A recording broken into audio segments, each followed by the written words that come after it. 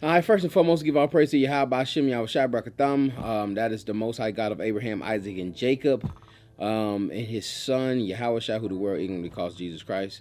I am Brother Phineas, Prince of Power Israelites. Another short lesson. This will be just a chapter breakdown. We'll look in 1 Corinthians chapter 8.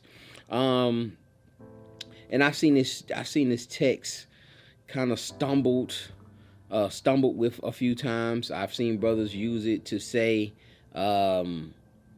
if my brother is a vegetarian, I shouldn't eat certain meats, or I shouldn't eat any, meats as far as flesh, to make my brother stumble or make my brother offend. And I don't see that in the text. That's not what the text is really saying. It's a little heavier, than if your brother doesn't like a particular food and you eating that food. Like if your brother's on a diet and he's not trying to eat any carbs, and you bringing chocolate cake to the Shabbat, it's a little heavier than that, than you bringing the chocolate cake and you making your brother offend. This is not the case. So we're going to read this and see exactly what's being said here. 1 Corinthians chapter 8, verse 1. Now, as touching things offered unto idols, we know that we all have knowledge. All right, we all have knowledge. Knowledge puffeth up, but charity edifieth. All right, charity edifieth. Love edifies, it builds up. And if any man think that he knoweth anything, he knoweth nothing yet as he ought to know. But if any man love God, the same is known of him. As concerning therefore eating those things that are offered in sacrifice unto idols, we know that an idol is nothing in the world, and there is nothing other than one God. We have to hold that is a key verse. That is one of a few key verses in this passage, in this chapter. Let's read that again, verse 4. As concerning therefore eating of those things that are offered in sacrifice unto idols, we know, all right, we know that an idol is nothing in the world, and there is none other than one God. All right. Verse 5, for though there be that are called gods, now though there are many that are called gods, whether in heaven or in earth, as there are gods many and lords many, but to us there is but one God, the Father, of whom are all things, and we in him, and one Lord, Yahushua, or who the world calls Christ, by whom are all things, and we by him. All right, verse 6 is also important. Howbeit there is not in every man that knowledge. All right, let's slow down on that verse 7. Howbeit, that's but there is not in every man that knowledge. What knowledge? Right? Now let's not take this and try to precept upon precept and do this with Paul's epistles, man. All right, we got to use wisdom with this thing and understand that knowledge he's writing up. This is a letter. This is an epistle. That knowledge is going to be probably within the epistle. All right. And it's really the verse above. We don't want to go to Malachi 2 and 7 to get what the knowledge is that Paul is speaking about in 1 Corinthians chapter 7. He said, howbeit there is not in every man that knowledge. What knowledge? Verse 6. But to us there is but one God, the Father, of whom are all things, and we in him, and one Lord, Yahushua, by whom are all things, and we by him. But there is not in every man that knowledge. Okay? That's the knowledge. That there's only one God. All other gods are idols. All other gods are nothing. For some with conscience of idol unto this hour. Some are conscious of idol, meaning, you have some that have just come out of these pagan practices. All right, that just come out. You got to understand that Paul's writing these epistles to churches that are filled, especially Ephesus and Corinth also. Corinth was like a Las Vegas of pagan idolatry. It had every deity that you would want to serve there. And Ephesus had Artemis had the seventh wonder of the world, the temple of Artemis, where they worshipped and had orgies. Like worship in pagan idols was equivalent to us going to the club, okay? Us having fun on the weekends and kicking a bobo and drinking. This is how they dealt with paganism. And this is why that's why it was such a stronghold. This is why it was such a stronghold on our people, because we wanted, it was fun. It was pleasure. Let's read that verse 7 again. Howbeit, but there is not in every man that knowledge, for some with conscience of an idol unto this hour eat it as a thing offered unto an idol. They still eating. They still have the conscience. They just pulled out of the paganism. They still have a conscience that what they're eating is still have been offered unto these idols, and these idols still have a presence on. They might still have a stronghold on their mind where they can't get past. They can't get past the fact that those idols are nothing. And so with that conscience, their conscience is going to be seared, because they still thinking they're eating something sacrificed unto idols. All right. And they're going to act that way. Therefore, it will become a sin. But let's continue on. And their conscience being weak is defiled. Verse 8. But meat commendeth us not to God, for neither if we eat are we better, neither if we eat not are we worse. And when it's saying meat, it's just talking about food. It's not necessarily talking about meat. All right, when you sit down to meat, it's like sitting down to eat dinner or to eat food, and meat could be involved in that. All right, meat could be entailed into that. It says, the meat commendeth us not to God, but for neither if we eat and are we better, and if we eat not are we worse. Okay, but take heed lest by any means this liberty of yours become a stumbling block to them that are weak. All right, this liberty, this freedom. Now, what's the liberty? Don't go nowhere else. Don't go nowhere else. The liberty's right here. The liberties is this epistle. Go up a verse. Verse 8 again. But meat commendeth us not. All right, food commendeth us not to God, for neither if we eat are we better, neither if we eat not are we better. But take heed lest by any means this liberty of yours become a stumbling block to them are weak. Now, why would it become a stumbling block to them that are weak? Because they don't have that knowledge that there's only one God. There's only one God, and those other gods are nothing but idols. So if they see you, watch. Well, let me not jump the gun. Verse 10. For if any man see thee, which has knowledge, what knowledge? One God, others are idols. Sit at meat in the idol's temple, shall not the conscience of him which is weak be emboldened to eat those things which are offered to idols? And through thy knowledge shall the weak brother perish for whom Christ died? So through your knowledge and through your liberty, you have killed this brother, because you have defiled this brother and put a stumbling block before this brother, because he's seen you in there, taking, what I'm saying, that's why you got to take heed to your liberty. But he sees you using your liberty, your freedom, right? And expounding on your knowledge that these idols are nothing. But he just fresh out. He just fresh out of the temple.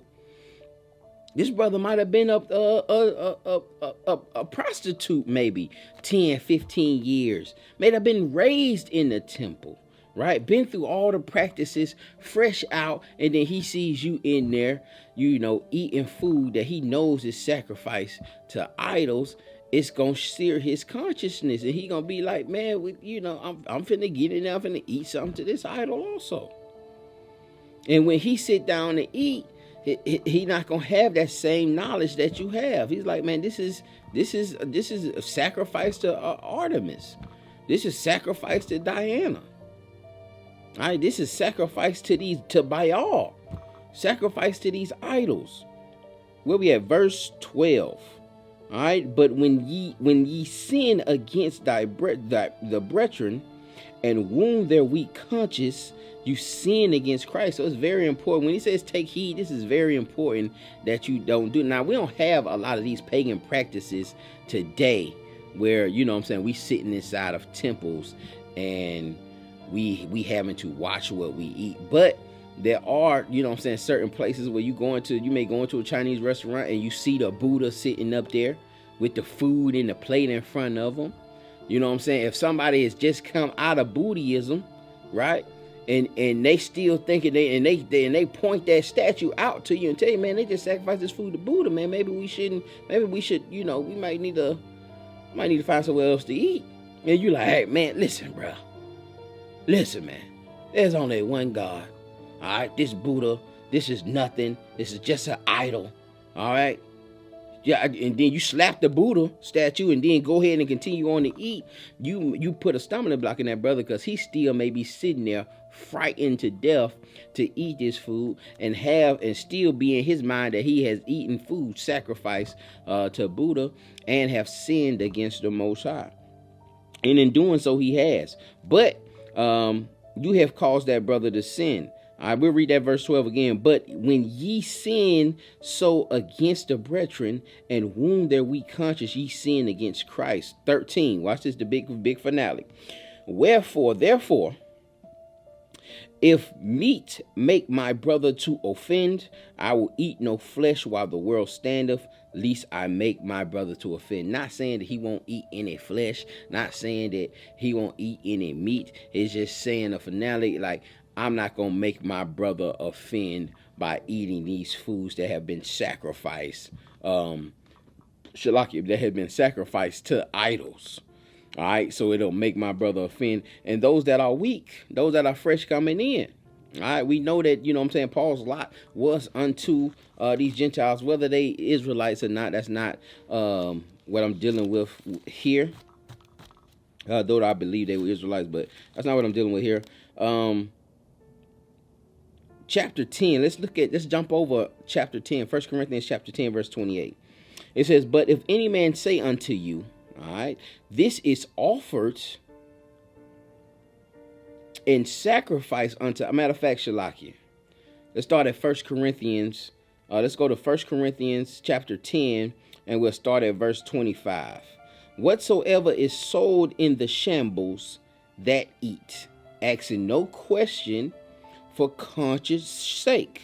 All right, and the shambles is the meat market. All right, verse 26.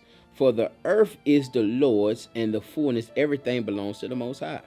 No matter what they selling, I don't care what they did with it, don't even ask, just get the food. All right, he's not telling you not to. He's not writing a prohibition to not buying the food offered to idols. Just when you go into these meat markets, the order to get this food, don't ask no questions. All right. Verse 27. If any of them that believe not bid you to a feast, and ye be disposed to go, whatsoever is set before you, eat, asking no question, for conscience sake. So if you sitting before a feast and you know what I'm saying, they ask you and somebody bids you to a feast and they're a non-believer and they sit that food in front of you, and it's clean. This is not whether it's clean or unclean. This is clean food. You wouldn't eat unclean food to break the Most High's law. But don't ask for your conscience sake. Don't ask what about, has it been sacrificed, or has it been, you know what I'm saying, hauled up or heaved up for offering unto other deities for your consciousness sake. Verse 28. But if any man say unto you, this is offered in sacrifice unto idols, eat not for his sake that showed thee. Okay, eat not for the one who showed thee. If that brother's telling you, like we just gave the example about the Buddha statue, he pointing out, listen, man, that thing is, they just offered all the food to Buddha, man. I worked in the Chinese restaurant. I've been in the Buddha temples. I know what they doing with the fortune cookies. You know what I'm saying? We don't need to be in there. For his sake, don't go in that restaurant. All right? His conscience is weak. Therefore, it'll be defiled and you'll cause that brother to sin. Therefore, you're sinning you're sinning on Christ when you cause your brethren to sin like that. All right, take heed of this. But verse 28 again, but if any man say unto you, this is offered in sacrifice unto idols, eat not for his sake that showed thee, and for conscience sake, for the earth is the Lord, and the fullness thereof. Conscience, I say, not thine own, but of the other. For why is my liberty judged of another man's conscience? All right. So not his conscience, but the others. All right. And your conscience can be judged, man. He kind of said it facetiously, but your conscience be judged by, why should your conscience be judged by another man's? All right, so you have to, take heed of that liberty, and that somebody that maybe weak-minded, coming out of paganism, coming out of, Ephiism, maybe. You got a brother coming out of Ephiism, and he just fresh out. He may have been in the Ephi 10 years, and then you take him in one of them botanicals to go get some incense. And some frankincense. Some myrrh. You going in there to get that stuff, or you going in there to get some moringa or some health herbs or something like that. And this brother tells you, well, listen, man, I just seen this deity in the corner, and we don't need to get by none of this stuff. All this stuff been offered unto. Get up out of there. Get up out of there for his conscience sake.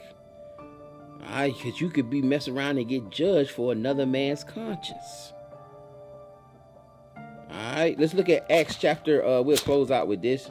Let's look at Acts chapter 15, because this is also 15 and 29. This is also why they told him, they gave the new converts, those new Gentiles that had converted over, gave them instructions.